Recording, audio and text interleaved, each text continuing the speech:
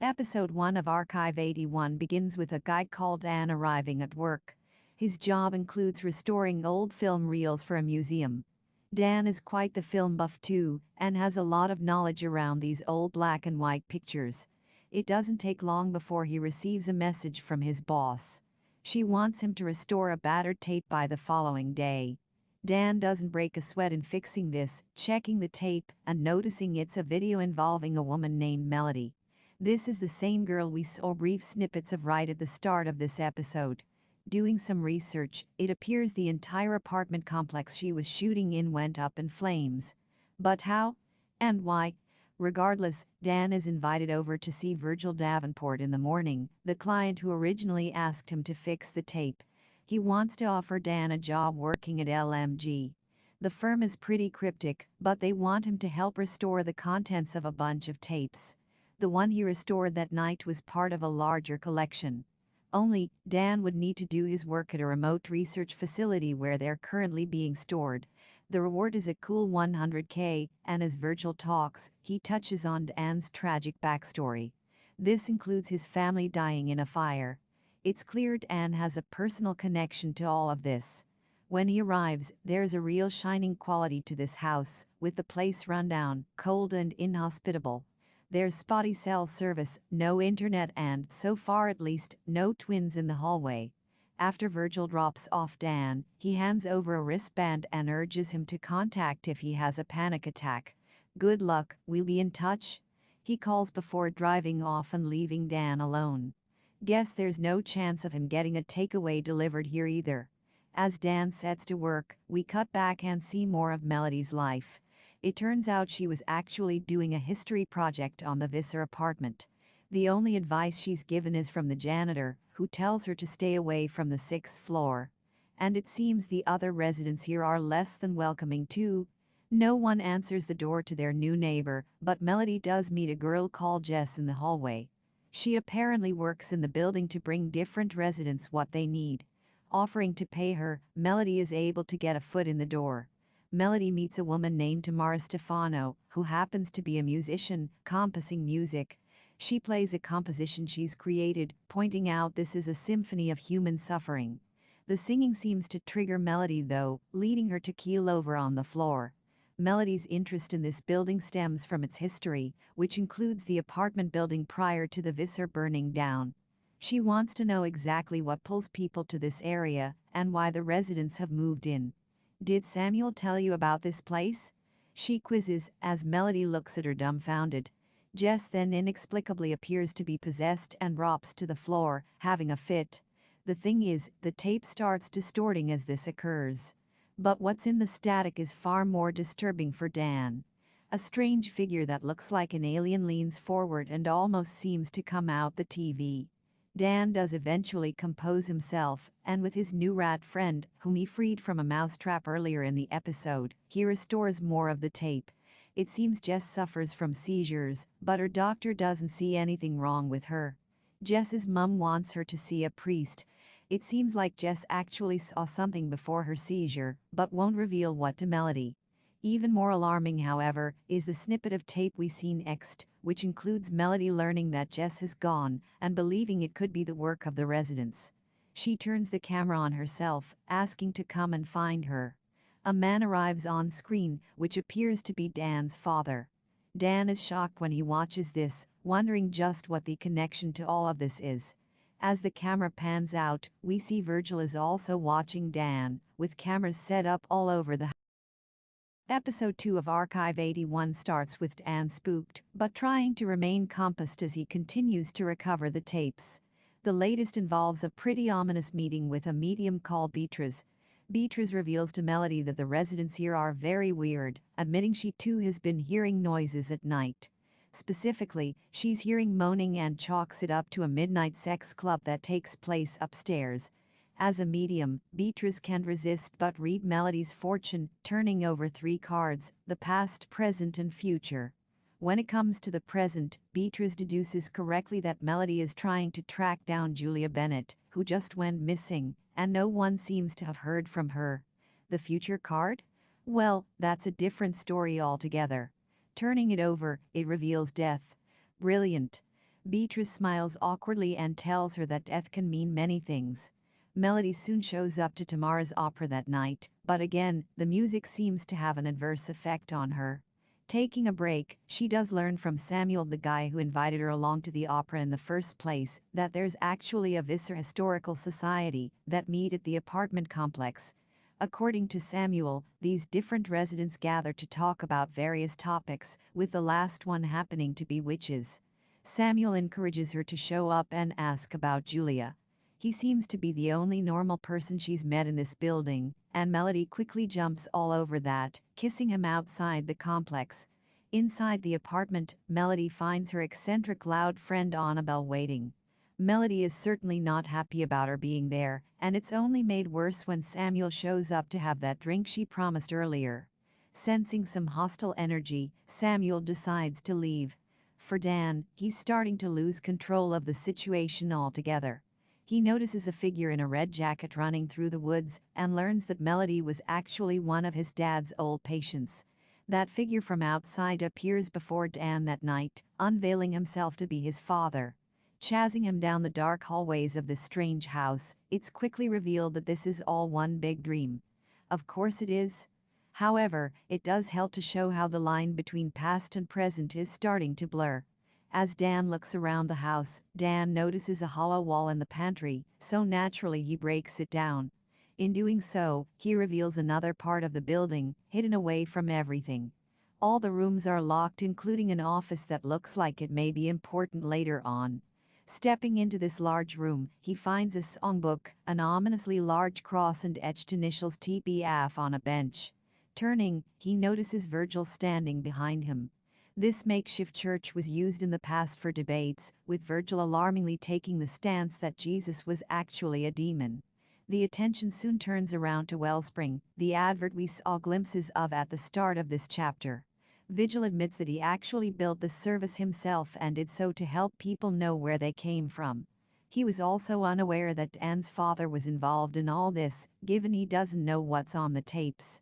He does, however, reveal that Dan's father had a mental breakdown and may have actually started the fire himself. This moves us along nicely to more of Melody's moments in the apartment block. In the middle of the night she hears strange chanting and moaning, coming from somewhere in the complex. With camera in hand, Melody goes exploring. She finds all the residents gathered together in the community room. All of them sit in front of an open armor, showing some sort of strange demon statue. The residents begin gasping and humming in unison. It's incredibly weird, and even more so when they all inexplicably stop. Melody, still filming this whole time, struggles to compose herself as the group depart for the night. We also learn that the sex club actually does have some merit, given Samuel and Tamara hook up together and moan loudly while they're getting it on. Unfortunately, it seems Hot Guy isn't so normal after all. When Melody heads back to her apartment, shaking and visibly spooked, she reveals to Annabelle where she's been and why she's at Visser apartment. It turns out Julia Bennett is her birth mother, and she's arrived to try and find her. She's also documenting the building, of course, but her main motivation stems from her birth mother. Back with Dan, he rides out to meet with Mark, who's done some digging.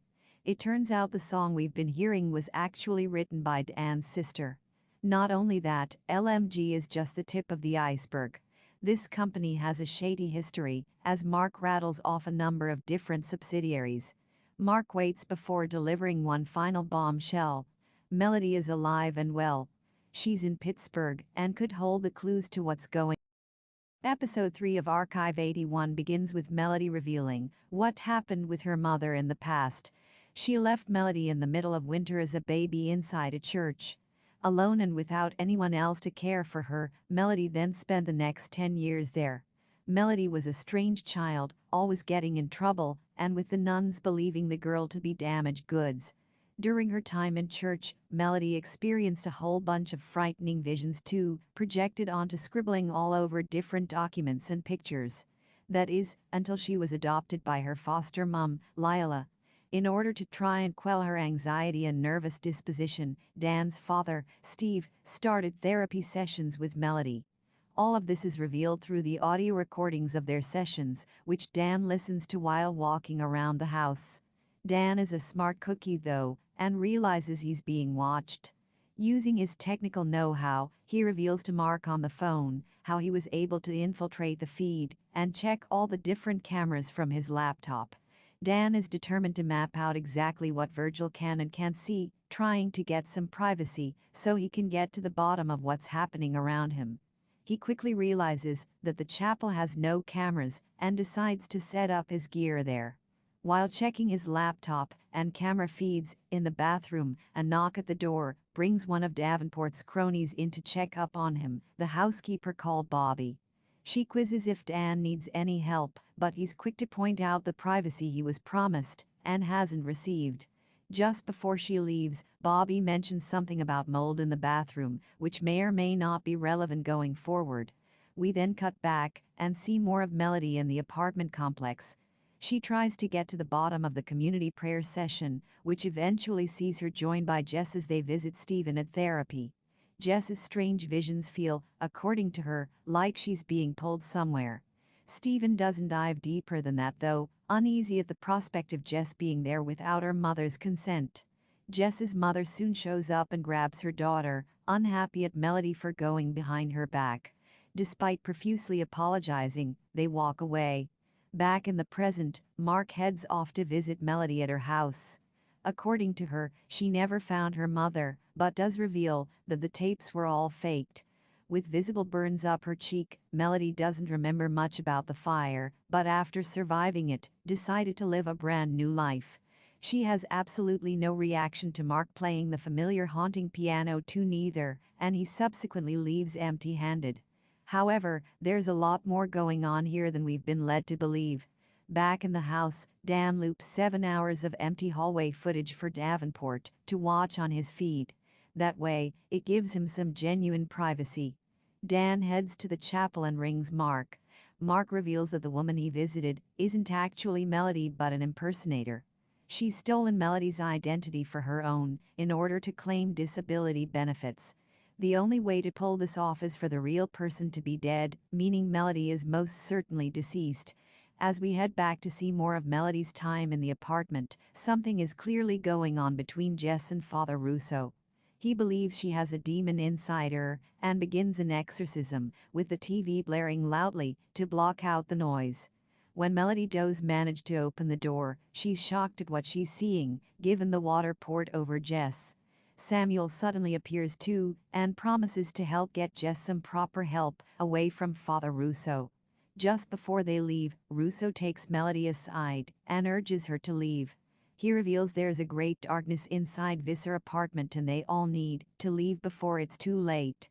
Back with Dan, he checks the tape recordings again. This time it's a home video of Melody at the supermarket. It almost seems as if Melody is talking to him through the camera. When Melody leaves the frame to catch up with Annabelle, creepy Cassandra appears in the shop and faces the camera. "Stay out," she rasps at Dan, grabbing him by the throat through the TV. Dan wakes up and realizes this is a nightmare, but was that real? Episode 4 of Archive 81 begins with a look at Eleanor and Cassandra. Through an old advert we see that the pair are art collectors, with the former known as a spirit receiver. Interestingly, the collection includes various different trinkets including the demon armor we saw last episode. Where did this come from? And what significance does this have to the story? Alas, this chapter should hopefully shed more light on this. Dan, meanwhile, is still having trouble breaking into the locked room in the hidden part of the house. Even worse, he's hallucinating, seeing Melody out in the woods. Bobby snaps him out of his entranced state though, telling him he was just standing there, blank. When Dan heads back inside and continues to watch through the tapes, we return to Melody's timeline. Melody heads in to visit Cassandra and her timeless art pieces. After Eleanor's death, she did think about selling everything, but decided against that. One of the items inside also happens to be the demon armor too. Cassandra notices Melody looking at it, and her forward questions see Cassandra nod knowingly and mention the cult. The cult she's referencing though is the one Eleanor was a part of, not the Midnight Humming Society. Annabelle has done her research though, and after this meeting, speaks to Melody in confidence. She's convinced that the pair were lovers, not sisters. She also reveals that Eleanor is dead and washed up in the Hudson River. The line between reality and fiction continues to blur, and as the episode progresses, it becomes more and more apparent that Melody and Dan are somehow finding one another and communicating. Given what Cassandra mentioned about other worlds, it's not outside the realm of possibility that this is what's happening. Anyway, that night Dan ends up connecting with Melody again, this time with her holding his old tape player. Only, that's not right given it was originally destroyed. When Melody finds out that Dan is Steven's son, she begins to lose control, pointing out that this isn't right. Breathing heavily, the light bulbs blow and we're back to reality. Or, at least Dan's reality anyway. On the bed sits the tape player and a notebook with the name T. Bellows scribbled on the back page. Inside the closet are stacks of other books, piled high. Each of them are full of notes, which Dan hurriedly looks through. On one of them, he finds a series of numbers, with one in particular circled. It appears that whoever wrote this was trying to gain entry to Virgil's office, and found the right code. Inside, Dan finds a whole stack of different trinkets, including a file cabinet full of important files. Of course, the one Dan is most interested in pertains to his father. Within Steven's files he finds papers written regarding parapsychology. Speaking to Mark afterwards, Dan has his friend head off and look into T. Bellows and what this pertains to. However, Virgil catches up with him first.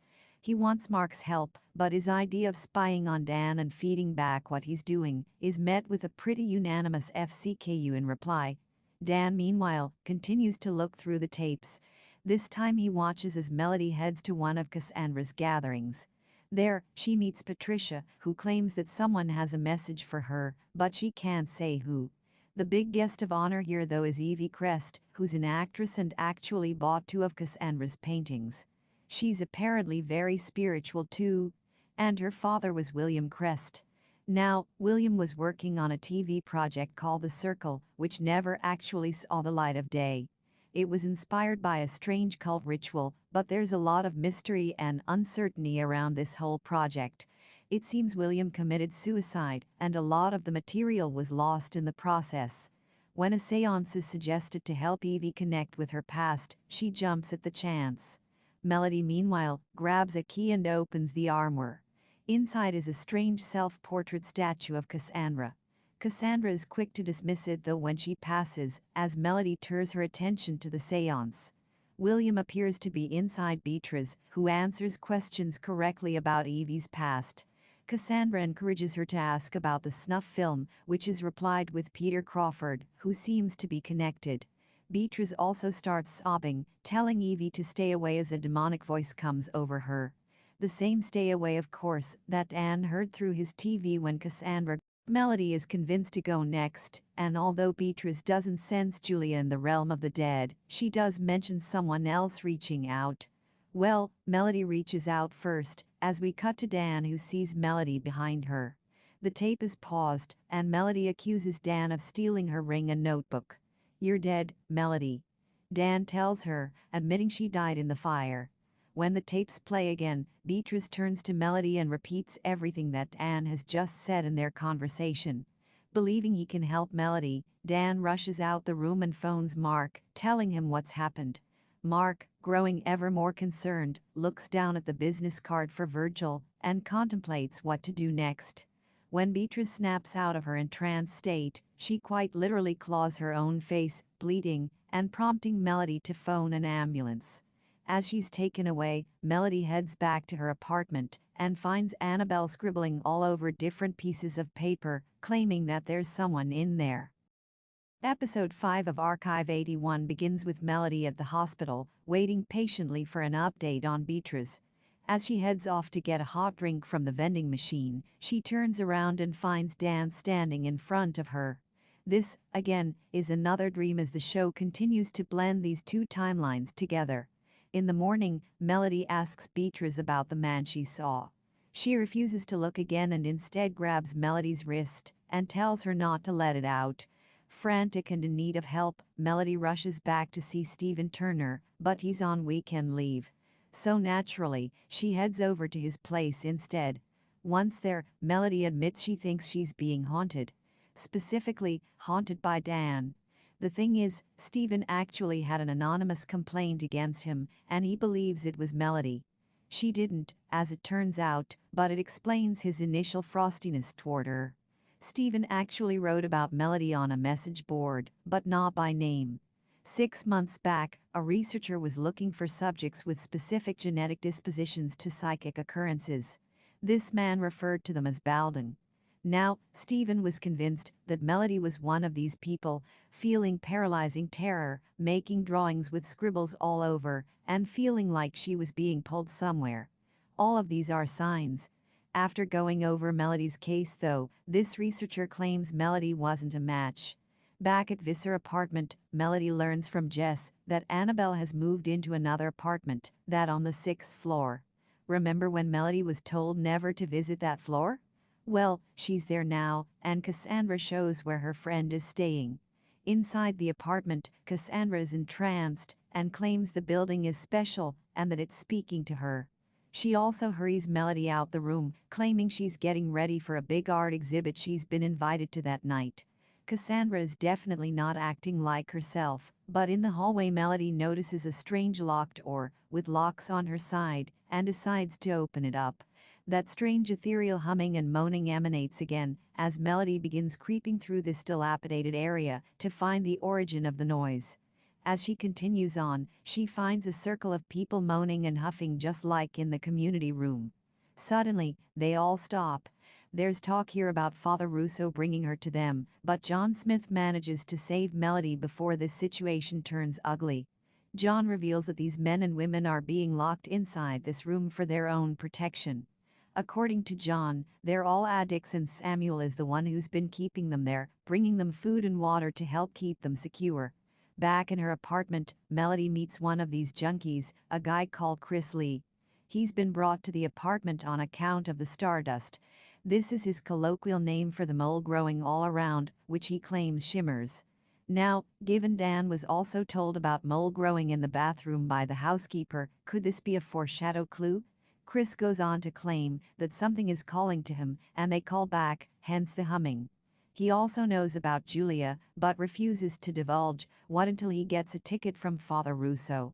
When Melody heads to the church later on that day, she learns that Father Russo actually jumped in front of a train and killed himself earlier on. This links back to the early parts of this episode, where we saw that news broadcast about his death. Now, the ticket that Chris was referring to is actually a substance abuse recovery center. Finding a form, Melody continues to snoop and finds a key in Russo's office, which leads to schematics featuring writing scribbled over it. Not only that, she finds a strange old book with Visser written on the front and strange images of demons inside. One of those appears to be the thing inside the armor. According to this book, it's called Kalego and is both god and demon. There's also evidence here that Samuel is not who he says he is either, with several different identities scribbled inside. Samuel, or whoever this guy is, suddenly shows up in Russo's office. Melody hides and stays quiet as Samuel rips a page out of Russo's diary and leaves before he's spotted. That night, a rattled Melody heads to the gallery to see Annabelle. She implores Annabelle to leave the Visser that night, knowing that something is wrong. However, that spookiness she's feeling is raised to another level when Annabelle shows off her artwork. She claims the woman in these paintings is from the other side and excitedly chirps that she's a spirit receiver now, just like I mean, the paintings are amazing, but it seems to be the same person whom Eleanor used to paint, especially if Tamara's little quip is anything to go by. As Melody contemplates whether this could be linked to the mold, everything takes a turn for the worst. The curator, Gabby, reveals to Annabelle that her paintings have been sold to an anonymous buyer. Annabelle is furious and rips them off the wall, claiming they're not for sale and just for sharing with the world. Melody believes Samuel is the culprit and the one responsible for buying the paintings. As she questions Samuel about his history and weird names, Chris suddenly drops from high above Visser apartments and commits suicide. Only Virgil appears next to him in the video, as the scene cuts and we return to Dan sitting, watching all of this on his monitor. Dan is spooked and immediately calls out for Virgil to show up and reveal what's going on. When he appears in the house, Virgil reveals that Samuel is actually his brother. Dan's task here is to try and find out what happened to him and whether Melody is responsible for his death. Virgil believes Melody was the one who started the fire when she didn't receive the answers she wanted regarding Julia. Continuing, Virgil even questions whether Melody is responsible for the fire that consumed Anne's family too. The only way to find out is to dig deeper into these tapes and finish the job. Episode 6 of Archive 81 begins with a little snippet of William Crest's movie, The Circle. With an air of Hitchcockian authority, he talks about the idea of other worlds. Fast forward to the present, and Mark heads up to see Anne, worried about his outburst last episode. Although Dan ushers him away, when Mark mentions that he's found Thomas Bellows, then it piques his interest.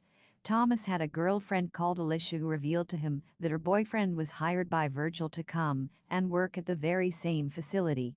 Only, Bellows lost his mind and admitted that he started to see things, experiencing visions of Melody. Heading back to town again after the job, Thomas was never the same and commits suicide after several weeks. Mark is worried the same thing may wind up happening to Dan. After smashing up the cameras in the building, Dan gets back to work. And by work, that means watching Melody's tapes. Following Chris's death, Melody is questioned by police. She's rattled and tells them she didn't really know Chris, but is adamant that he didn't commit suicide. She goes on to theorize that he was pushed. Melody opens up and reveals that Samuel isn't who he says he is too. However, she sounds erratic and not of sane mind, which she seems to realize midway through giving her statement. Speaking of insane, Melody is brought to the health center, where Annabelle is looking the worse for wear. She's handcuffed to the bed and claims she has a message for Melody. The scuffle at the art gallery, the one we saw a bit of last episode, ended up getting really nasty. Annabelle broke Gabby's jaw and even stabbed a security officer in the eye with a nail. Good grief. When Annabelle was brought in, she was hallucinating. According to the doctors though, her tox report is clean, and she's definitely not a drug addict.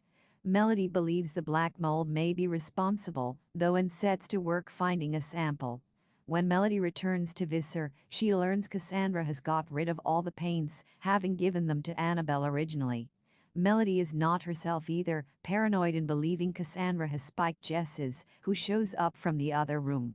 She's under instructions not to engage with Melody, but she ignores that and gives her some crucial information, specifically pertaining to a key she needs to get into an area full of black mold. When Melody shows up, she finds the mold all over the walls, molded, no pun intended, into circular patterns.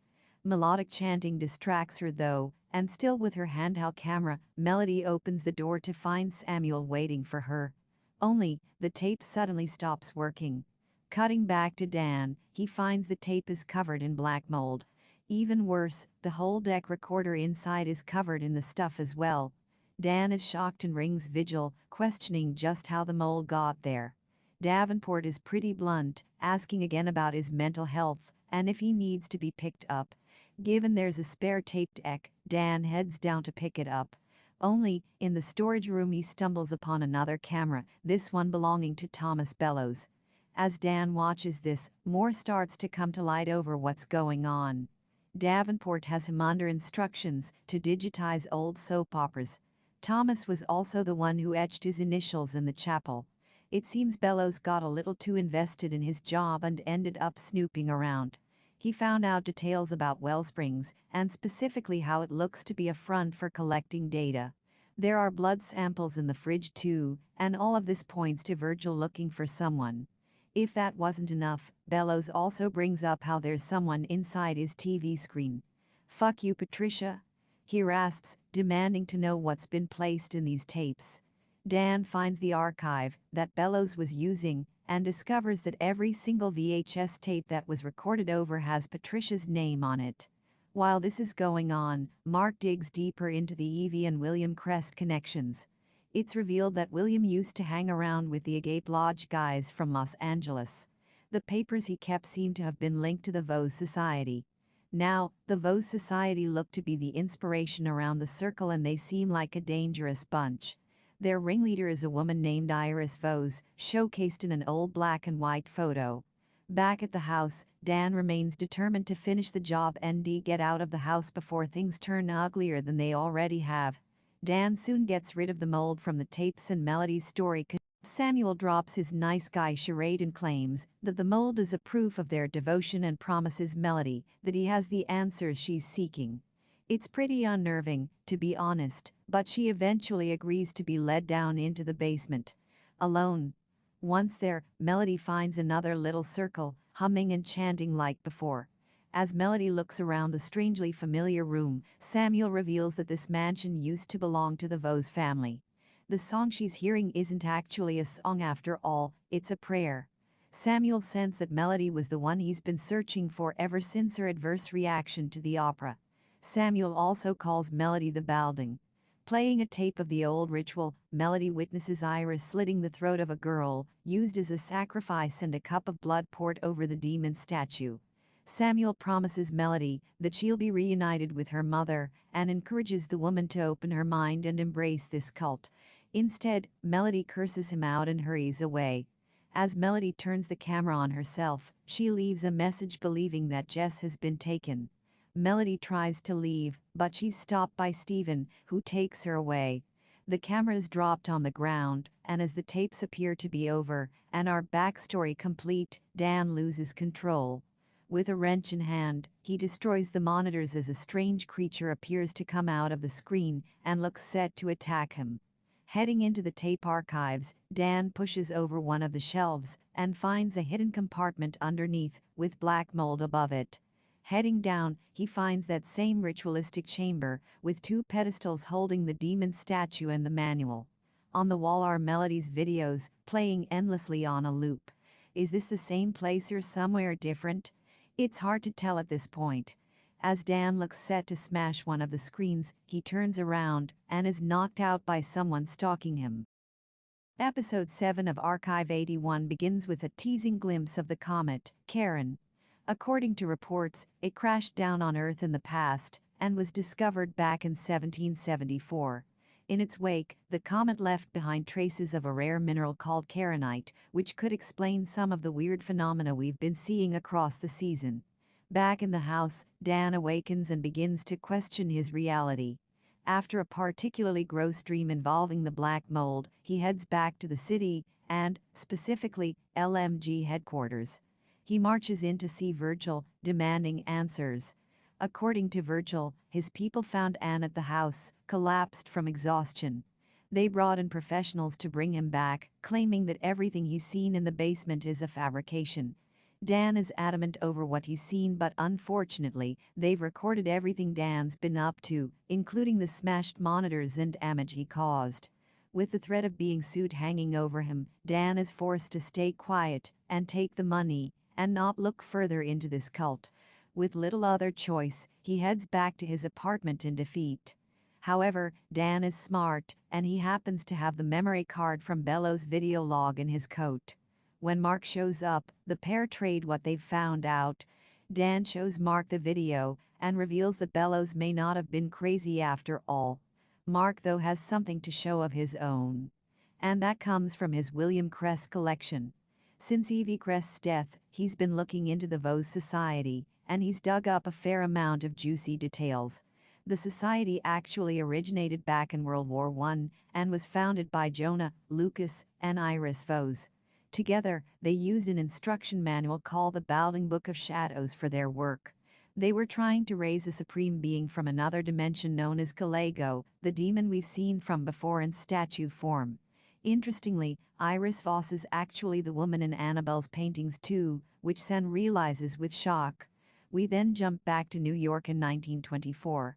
That strange tune emanates from a music box that Iris holds in her room as she interviews a new housemaid, Rose. Rose is an orphan, despairing over the loss of her parents. Iris promises that she'll see them again. She also claims that Rose is capable of holding a whole world inside of her, which is absolutely not creepy at all. A package soon arrives in the hallway, bringing the three siblings out to open the wooden box.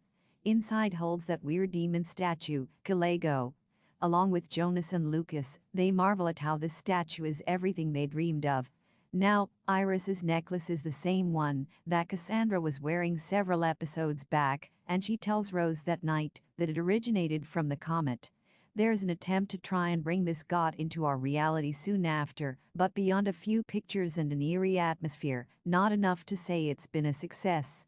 There is, however, a good deal of black mold growing around the house. Rose does her best to clean this up, but Iris urges her stop when she sees it for herself.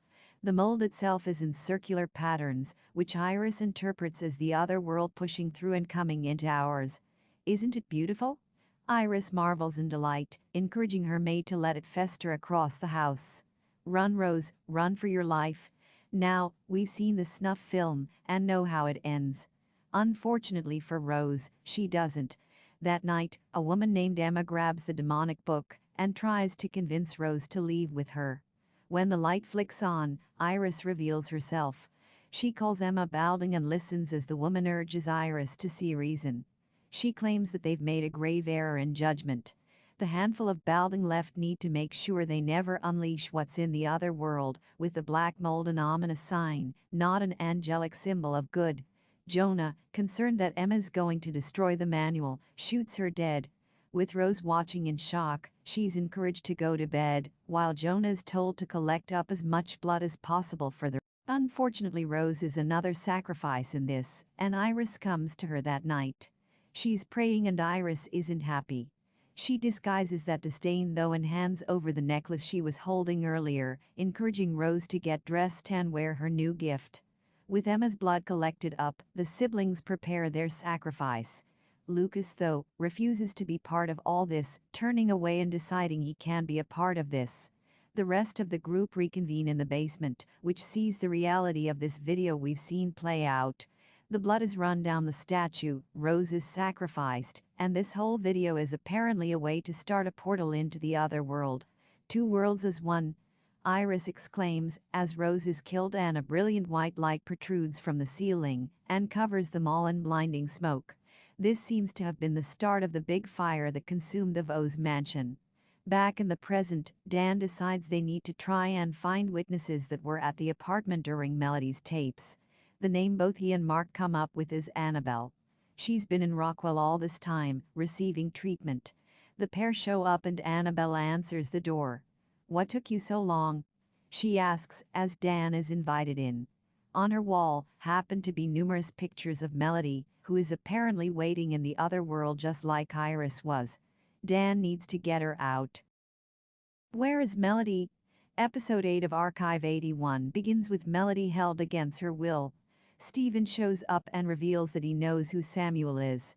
When he met Samuel, he was using the name Alexander Davenport. And Alexander is the historian he's been liaising with that studies the balding. Stephen has brought Melody to a psychiatric ward to keep her safe, away from Alexander who needs her for his ritual. Stephen promises to handle this, but Melody has lost all trust in those around her. What does Annabelle know? Instead of leaving, Stephen brings Melody down to an adjacent room, where she finds Annabelle scribbling Iris's face repeatedly up on the walls. Unfortunately, Stephen takes their reunion as an opportune moment to shut the door and lock it behind him. Alone, Annabelle claims the ferryman was there earlier on, and the ritual is going to take place this very night. According to her, the comet flying overhead is the opportune time for the ritual to take place. Wherever Iris is, she's due to be freed and come back through to our world.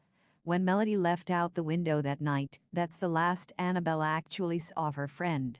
What happened to Jess? So naturally, we cut back to Dan and Mark.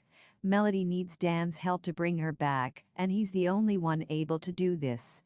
As for Jess, she's still alive and has left behind a box of tapes for them both.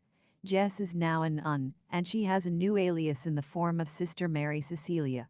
Dan takes the tapes back home, using an old Fisher-Price camera to actually read the tapes. It appears the cassettes are only compatible with this, and wouldn't you know it, Dan just so happens to have this exact model. I know he works at a firm dealing with tapes, but even so, that's quite a jump. Anyway, the black and white video shows Melody returning to the Visser apartment. This is a secret tape, and Melody reinforces on camera that if anything happens to her, then Samuel is the one responsible. After finishing this video, she heads up to the 6th floor, desperate to find Jess. Well, it turns out Jess is actually in that dilapidated apartment, and Melody sneaks in through the window.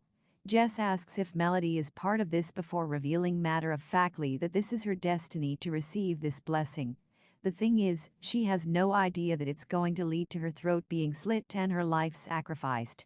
Jess is defiant that this isn't the case, but it's clear she's being brainwashed. Melody eventually ushers Jess out the window, only for herself to be used as the sacrifice instead.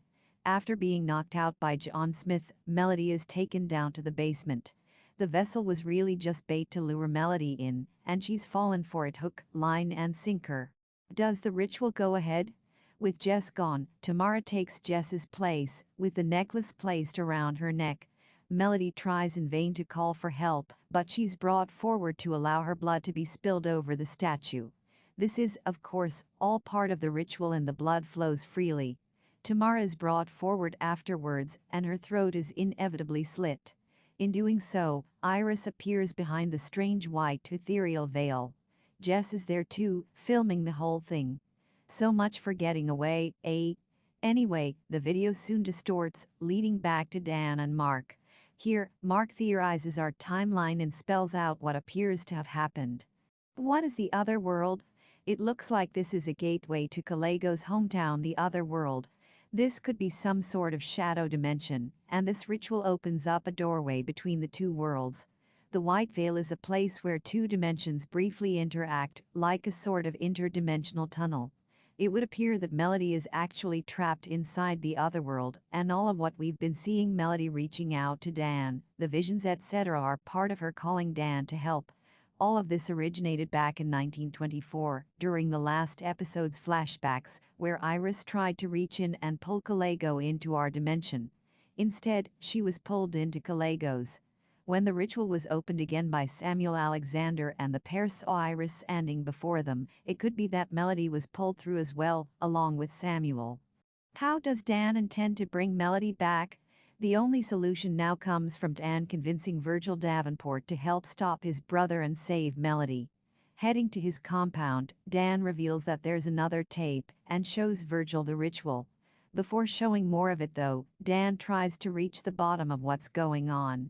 It turns out the tapes were moved to a storage facility by none other than Dan's father, Stephen.